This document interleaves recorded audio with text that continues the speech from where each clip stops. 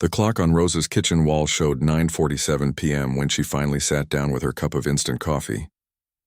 Her feet ached from standing all day at her first job, cleaning offices downtown, but she only had 30 minutes before heading to the Riverside Community Center for her night shift. This was her life now, rushing between jobs, counting every dollar, and stealing moments of quiet when she could. Rosa lived in a small apartment with thin walls where she could hear her neighbor's television and the couple upstairs arguing about money. The paint was peeling in the bathroom and the heater made strange noises all winter, but the rent was something she could manage on her 2 jobs. Her 17-year-old son Diego was doing homework at the kitchen table, and her 15-year-old daughter Carmen was texting friends while pretending to study. "Mom, can I get new sneakers for school?" Carmen asked without looking up from her phone. "Everyone has those white ones with the blue stripe." Rosa looked at her daughter's worn-out shoes and felt that familiar tightness in her chest. She wanted to say yes to everything her children asked for, but the bills on her refrigerator told a different story.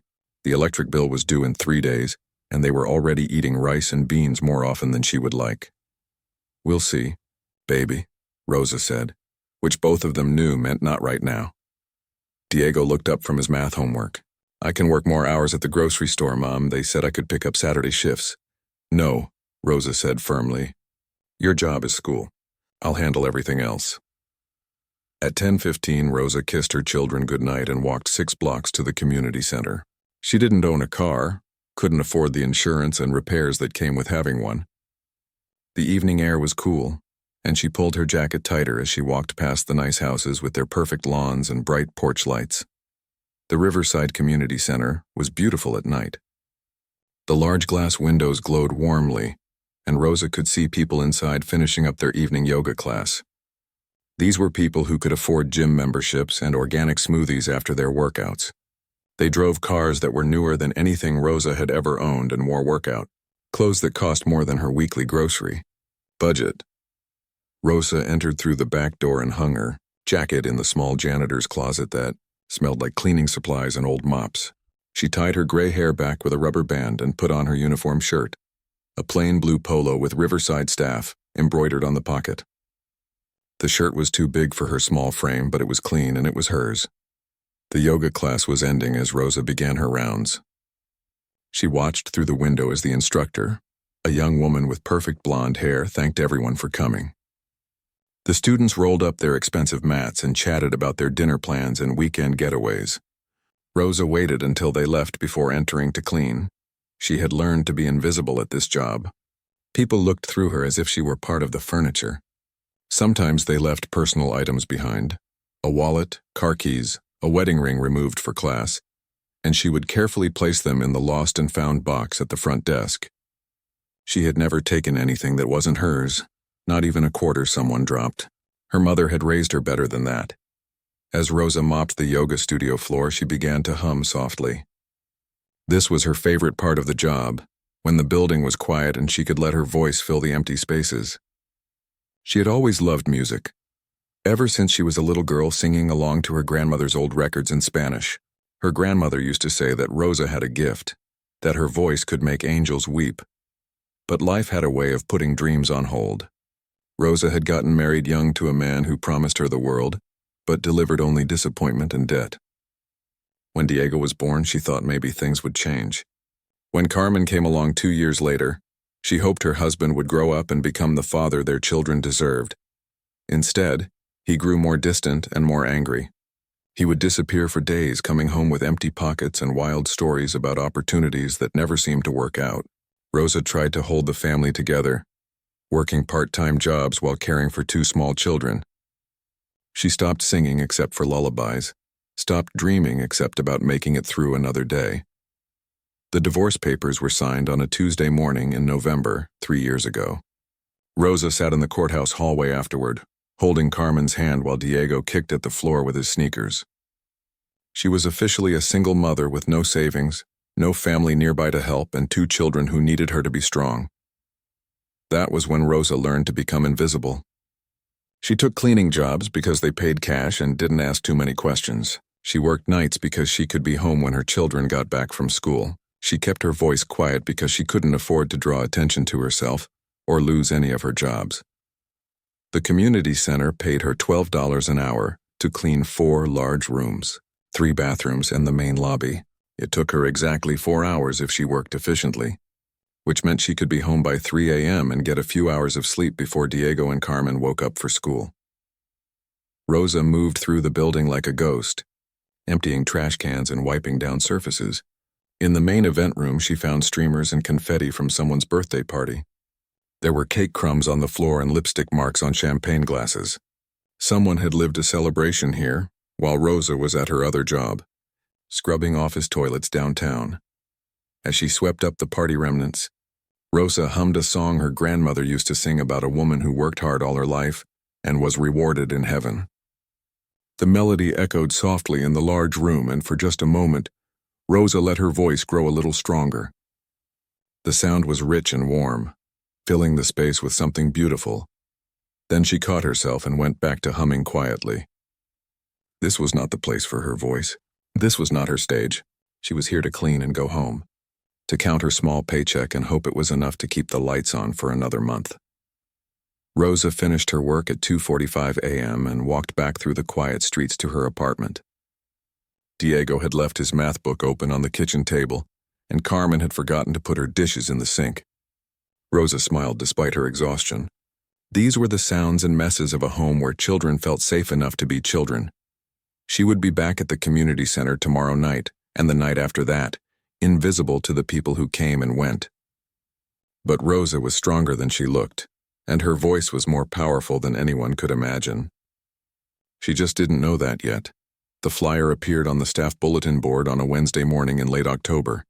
Rosa noticed it while emptying the trash can in the break room during her quick between-jobs visit to the community center. The bright yellow paper announced the annual staff appreciation dinner, scheduled for the following Friday night. All Riverside Community Center employees are invited to celebrate another successful year. Dinner, drinks, and entertainment provided. Attendance strongly encouraged. Rosa stared at the word encouraged and felt her stomach tighten. In her 3 years working at the center, she had never attended a staff event. Her shift started after most events ended, and she had convinced herself that the invitation didn't really include her anyway. She was just the night cleaner, not really part of the team. Over the next few days, Rosa overheard conversations about the dinner while she worked. The daytime staff talked excitedly about what they would wear and who they hoped would win the Employee Recognition Awards. Tyler, the young activities coordinator, was planning to bring his guitar for the entertainment portion of the evening. Beth from the front desk was organizing a group photo for their social media page. Rosa tried to stay invisible as usual, but on Thursday afternoon, while she was restocking supplies in the supply closet, she overheard Beth talking to Melissa, one of the fitness instructors. "I don't think I've ever actually heard Rosa speak," Beth said with a laugh. "She just nods and smiles when I say hello." "I'm not even sure she speaks English very well," Melissa replied. "I tried to ask her about switching my class schedule last week, and she just looked confused." Rosa's cheeks burned as she listened from inside the closet. She spoke perfect English, had been born and raised in Texas, but she had learned to keep conversations short and professional. The less she said, the less likely she was to say something wrong or draw unwanted attention. "She seems sweet enough," Beth continued, "just very quiet. I wonder if she'll come to the dinner tomorrow." "Probably not," Melissa said. "I don't think she really fits in with the rest of us anyway." Rosa waited until their voices faded before emerging from the closet. She finished her task quickly and left through the back door, her mind racing. The casual way they had dismissed her hurt more than she expected. She had been working at the center for 3 years, showing up reliably every night, never missing a shift or causing any problems. But to them, she was just a quiet woman who might not even speak their language. That evening, Rosa mentioned the dinner to Diego while they shared a late meal of leftover chicken and rice. "You should go, Mom," he said, looking up from his homework. "You work there. You deserve to be appreciated too." "I don't think it's really for people like me," Rosa said quietly. "What do you mean, people like you?" Diego asked with the directness that only teenagers could manage. Rosa couldn't explain it without sounding pathetic. How could she tell her son that she was afraid of sitting alone at a table full of people who barely knew her name, How could she admit that she didn't own anything nice enough to wear to a dinner at the place where she mopped floors? I just work better behind the scenes, she said finally. Friday evening arrived gray and drizzly. Rosa had planned to spend the evening at home with her children, maybe watching a movie together. But at 6 o'clock her phone rang with a call from Beth at the front desk. Rosa, I'm so glad I reached you. We're having a small emergency with tonight's dinner. Our usual cleaning person for events called in sick, and we really need someone to help with setup and cleanup. I know it's your night off, but could you possibly come in? We'll pay you overtime, of course. Rosa looked at Diego and Carmen, who were arguing over what to watch on their small television. The overtime pay would help with Carmen's sneakers and maybe leave enough for a small treat for both kids. Sure, Rosa said. I can be there in an hour. When Rosa arrived at the community center, the main event room was already transformed. Round tables covered with white cloths filled the space, and soft lighting made everything look elegant and warm. She could smell the catered dinner being prepared in the kitchen, something much fancier than the rice and beans waiting at home. Beth met her at the back entrance with a grateful smile. You're a lifesaver, Rosa. We just need help with final touches on the tables and then clean up afterward. The event should be over by 10. Rosa nodded and got to work arranging silverware and filling water glasses. She moved efficiently around the room, invisible as always, while the other staff members began arriving for the dinner. They were dressed in their best clothes. Beth in a black dress with jewelry that caught the light, Tyler in a button-down shirt and tie, Melissa in a red outfit that looked like it came from an expensive store. Rosa looked down at her own appearance, the same blue polo shirt she wore for cleaning, old jeans and tennis shoes that had seen better days. She was clearly the help, not a guest, despite technically being an employee. As the evening progressed, Rosa served water and cleared plates between courses. She watched from the edges of the room as her co-workers laughed and chatted over wine and pasta that smelled incredible. The director gave a speech about the center's success and handed out awards for Employee of the Month and Outstanding Service. Rosa's name was never mentioned. After dinner, Tyler brought out his guitar and led the group in singing some popular songs. People clapped and cheered, and someone suggested they take turns performing. A few people told jokes, and Beth recited a poem she had written about their workplace family. The wine had been flowing freely, and the atmosphere grew more relaxed and silly. That's when things began to shift in a direction Rosa didn't like. We should get everyone to perform something, suggested Kevin, the maintenance supervisor who worked days and barely knew Rosa existed. Come on, even the quiet ones should participate. Rosa, Tyler called out suddenly, pointing his guitar in her direction. You're always here but never join in the fun. Come on, sing us something. Rosa felt every eye in the room turn toward her. Her heart began pounding and she shook her head quickly, stepping back toward the kitchen door. Oh, come on, Melissa said with a laugh that didn't sound entirely kind. We've worked together for years and never heard you say more than 2 words. Surely you can manage a song. I bet she has a beautiful voice, Beth added, though her tone suggested she thought the opposite. All the quiet ones are secretly talented, right? More people joined in the encouragement, but Rosa could hear the edge underneath their words. This wasn't friendly inclusion. This was entertainment at her expense. They wanted to see the shy cleaning lady make a fool of herself. I really should get back to cleaning, Rosa said quietly, but her voice was lost in the noise of the group. No way, Kevin said, standing up with the confidence that came from too much wine. The night's still young. Come on, Rosa, just one song. What's the worst that could happen? Rosa looked around the room at faces that ranged from curious to cruel to mildly embarrassed. She realized with growing horror that there was no polite way to escape this situation. The back door seemed miles away, and every path to it led past tables full of people who were now focused entirely on her discomfort. Her hands began to tremble as Tyler started strumming his guitar, playing a simple melody that everyone would know. The expectation in the room was thick and uncomfortable, like the moment before a thunderstorm. Breaks. Rosa had never felt smaller or more alone than she did standing in that bright room full of people who saw her humiliation as their entertainment. Rosa's feet felt like they were made of concrete as she slowly walked toward the front of the room.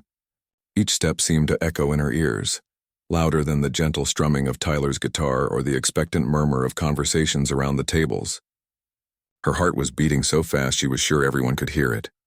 The microphone stood on a small stand near the front table, left over from the director's earlier speech. Under the warm lighting, it looked both inviting and terrifying, like a spotlight waiting to expose every flaw and insecurity she had spent years trying to hide. Rosa's mind raced as she approached. She could still turn around, make some excuse about needing to finish her cleaning duties and disappear into the kitchen, but 30 pairs of eyes were watching her now, and she knew that backing down would only make things worse. The whispered comments would follow her for weeks. She would become the woman who was too scared to even try. Behind her, she could hear Kevin making jokes to his table companions. "This should be interesting," he said with a chuckle that made Rosa's stomach twist. "I bet she doesn't even know any songs in English." Melissa leaned over to Beth and whispered something that made them both giggle.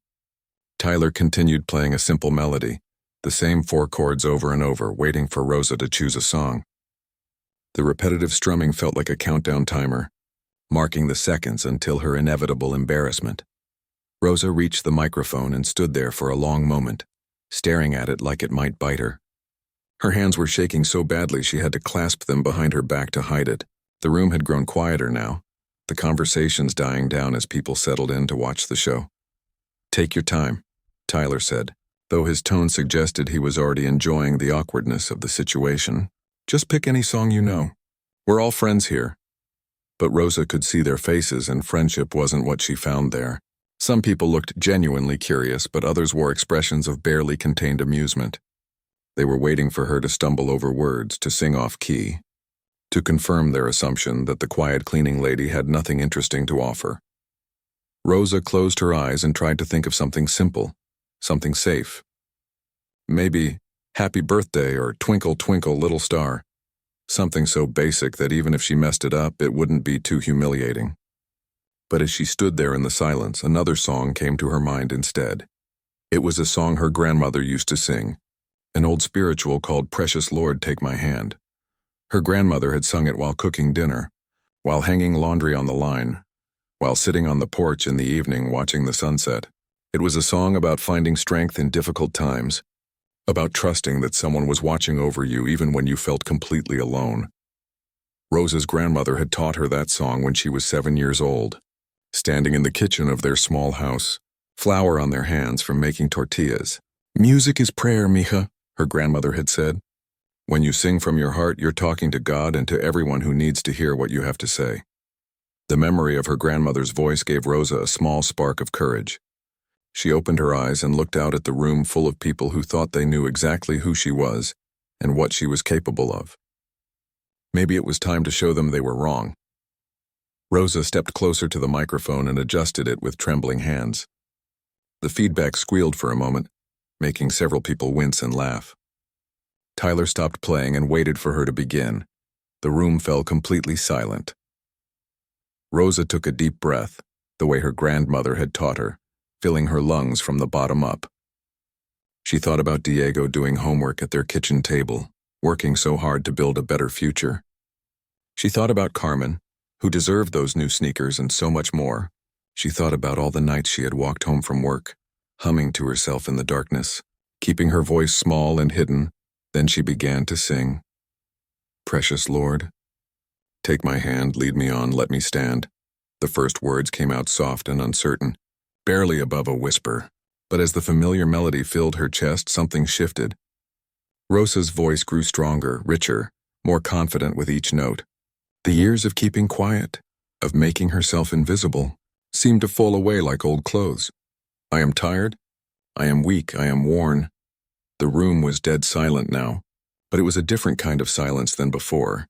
The mocking expectation had vanished, replaced by something that felt like awe.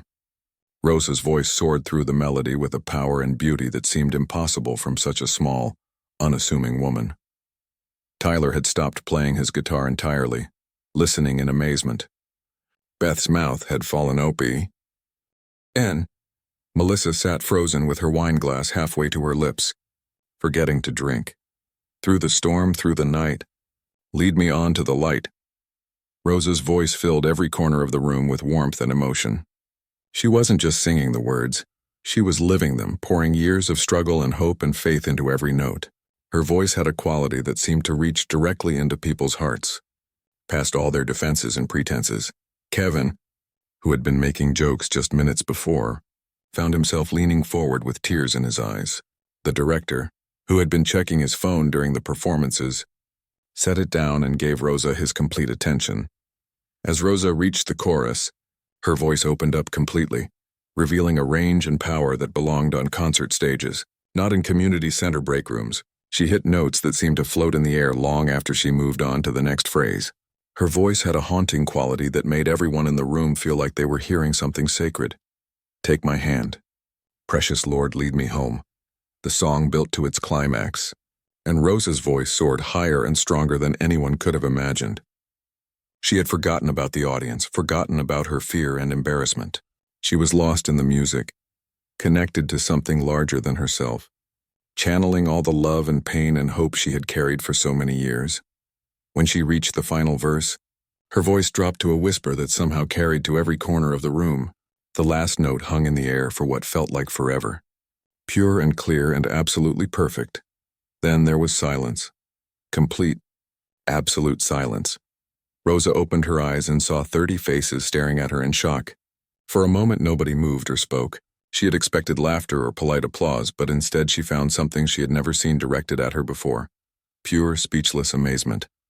Tyler was the first to break the spell. He started clapping slowly at first, then faster and harder. Beth joined in, then Melissa, then Kevin. Within seconds, the entire room had erupted in applause that seemed to shake the windows. People were standing up, some of them wiping tears from their eyes. The director was clapping so hard his hands must have hurt. Several people were reaching for their phones, though Rosa didn't notice in the moment. Rosa stood at the microphone, overwhelmed by the response. She had spent 3 years being invisible in this room, and now everyone was looking at her like they were seeing her for the first time, which in a way they were. The applause went on, longer than it had for any of the award winners earlier in the evening. Finally, Rosa managed a small smile and stepped away from the microphone, her legs still shaky from the adrenaline.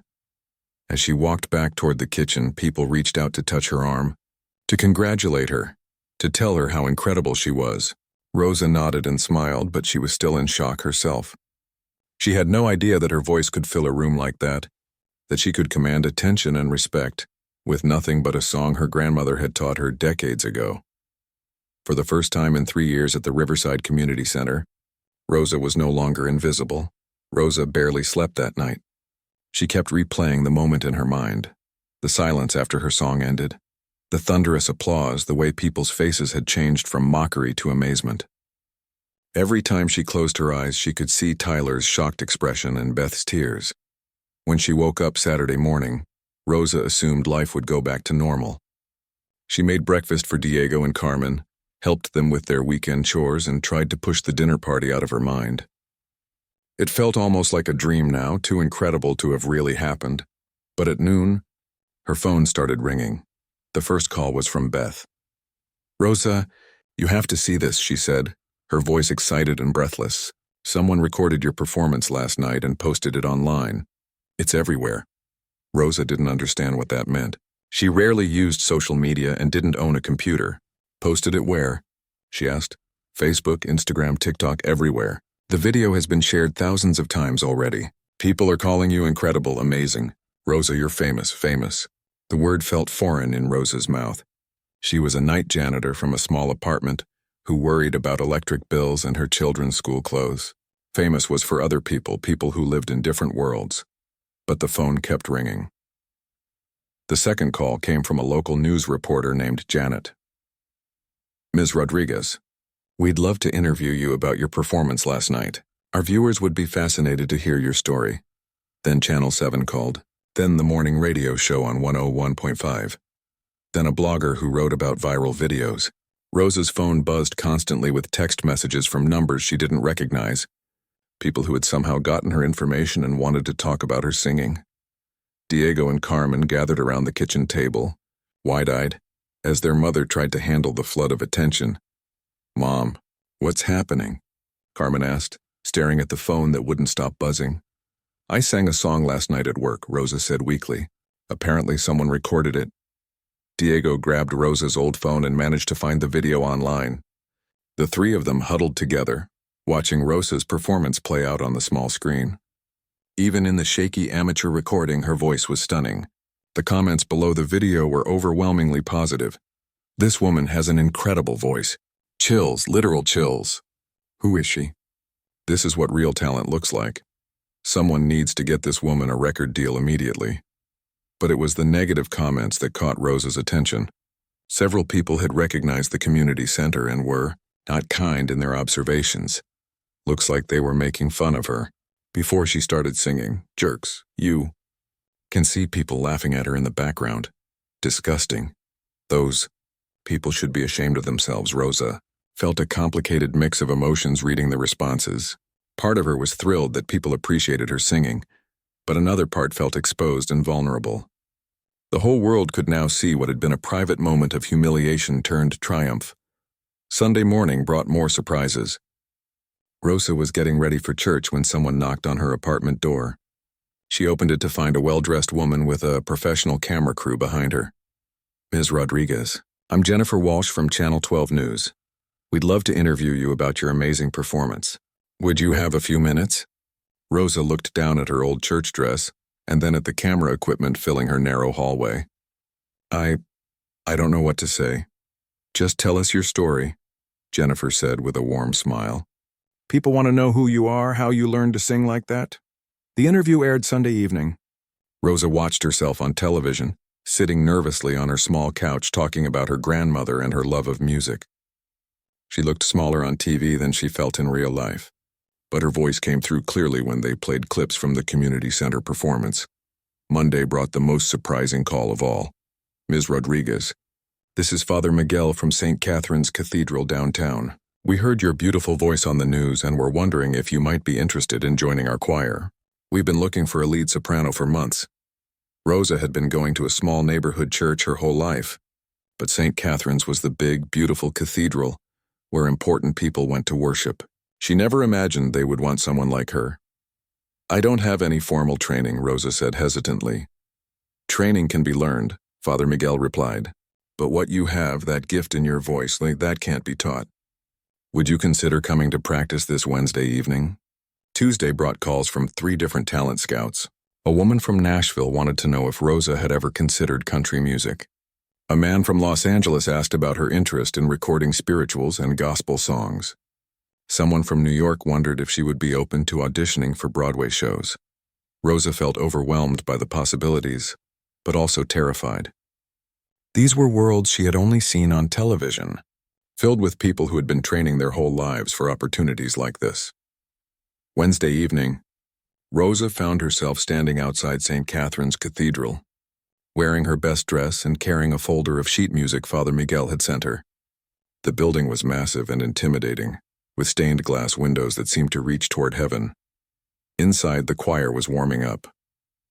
20 voices blended together in perfect harmony, creating sounds Rosa had only dreamed of being part of. When Father Miguel introduced her, the other singers smiled warmly and welcomed her without question. "Let's start with Ave Maria," Father Miguel suggested. "Take your time, Rosa. Just let your voice find its place." As Rosa began to sing, her voice soared through the cathedral's vaulted ceilings. The acoustics were incredible, making her sound even more powerful than she had at the community center. The other choir members stopped singing and listened, their faces filled with wonder.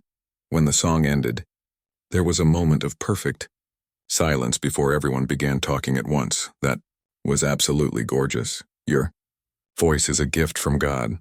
I got goosebumps listening to you." For the first time since the dinner party, Rosa felt like she might actually belong somewhere new. Thursday brought news that the video of her performance had been viewed over 1 million times. A recording studio in Austin wanted to offer her a contract to make an album of spiritual songs. A talent agency in Dallas wanted to represent her. But the most meaningful call came Thursday evening, just as Rosa was getting ready for her shift at the community center. "Rosa, this is Dr. Patricia Williams, the director of the community center. I was wondering if you could come in a little early tonight. I'd like to discuss something important with you." Rosa arrived at the center with butterflies in her stomach. Dr. Williams met her in the main office, the same room where Rosa had always felt like an outsider looking in. "Rosa, I owe you an apology, Dr. Williams began. I had no idea what an incredible talent was working in our building every night. More importantly, I've heard about what happened at the dinner party, and I'm deeply sorry that our staff treated you that way. Rosa nodded, not sure what to say. I have a proposal for you, Dr. Williams continued. We're creating a new position, Community Arts Coordinator. The job would involve organizing musical events, working with local performers, and helping us build a stronger arts program. The pay is significantly better than your current position, and the hours would be during the day. Rosa stared at Dr. Williams in shock. You want me to work here during the day? With the other staff? I want you to help us become the kind of place where everyone's talents are recognized and valued, Dr. Williams said. What do you say? Rosa thought about Diego and Carmen at home, about the bills on her refrigerator, about the years she had spent being invisible in this very building. I'd like to think about it, she said finally. As Rosa walked home that night, she realized her life had completely changed in just 1 week. The quiet woman who cleaned floors in silence had become someone the world wanted to hear. Rosa sat at her kitchen table Friday morning, staring at the job offer letter Dr. Williams had given her the night before. The paper felt important in her hands, thick and official, with the community center's letterhead at the top. Community Arts Coordinator. The title looked strange next to her name, like words from someone else's life. Diego was eating cereal before school, occasionally glancing at his mother with concern. You've been staring at that paper for 20 minutes, Mom. It's a big decision, Rosa said quietly. This job would change everything. Carmen looked up from her phone. Change how? Rosa had explained the offer to her children the night before, but she could see they didn't fully understand what it meant. I would work during the day instead of at night. I'd organize music events and help people discover their talents. The pay is almost twice what I make now. That sounds amazing, Diego said. Why do you look worried? How could Rosa explain her fears to her teenage children? For 3 years, she had been invisible at the community center, safe in her quiet corner of the building. Now they wanted her to be the face of their arts program, to work with the same people who had laughed at her just 2 weeks ago. I'm scared I won't be good enough, Rosa admitted. Carmen set down her phone and looked at her mother with the seriousness that sometimes surprised Rosa. Mom, 1 million people watched you sing. You got job offers from Nashville and Los Angeles. If you're not good enough, then nobody is. That afternoon, Rosa called Dr. Williams and accepted the position. Her first day as Community Arts Coordinator was the following Monday. Rosa arrived at the community center at 9 a.m. wearing a new blue dress she had bought over the weekend, her first new clothes in 2 years. Dr. Williams met her at the front entrance, instead of the back door Rosa had used for so long. Welcome to your new life, Dr. Williams said with a warm smile. Rosa's new office was small but bright, with windows that looked out onto the main activity room. She had a desk, a computer, and a phone that was already ringing with people wanting to book events. On her first day, she scheduled 3 meetings, one with a local high school choir, another with a group of senior citizens who wanted to start a book club, and a third with Tyler, who wanted to organize a monthly open mic night. The meeting with Tyler was awkward at first. He sat across from Rosa's desk, fidgeting with his guitar pick and avoiding eye contact. I owe you an apology, he said finally. What happened at the dinner party? We were wrong. I was wrong. We had no idea who you really were. Rosa studied his face and saw genuine regret there. You only knew what I showed you, she said. I spent 3 years trying to be invisible. You can't see someone who's hiding? Tyler looked up with surprise. You're not angry? I'm grateful, Rosa said and realized she meant it. If you hadn't pushed me to sing that night, I'd still be cleaning floors and keeping quiet. Sometimes the worst moments lead to the best changes. Within a month, Rosa had transformed the community center's arts program. She organized weekly talent showcases where people could perform in a supportive environment. She started a children's choir that met after school, giving kids from the neighborhood a place to discover their voices. She created partnerships with local musicians who came to teach free workshops. But the program Rosa was most proud of was called Hidden Talents.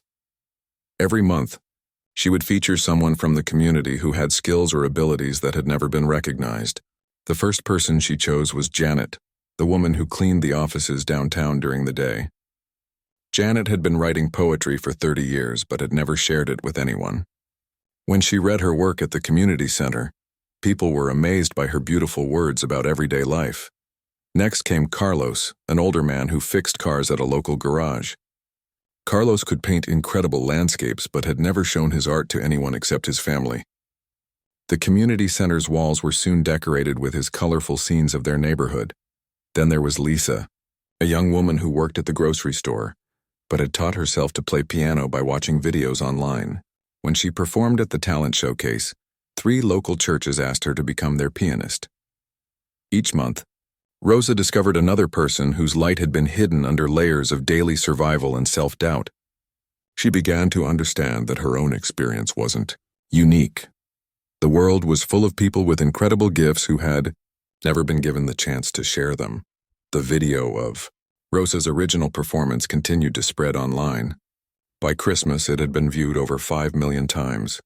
Record labels called regularly, offering contracts and promising fame. Rosa turned them all down. "Why don't you want to be famous?" Diego asked one evening as they decorated their small Christmas tree. "You could make so much money."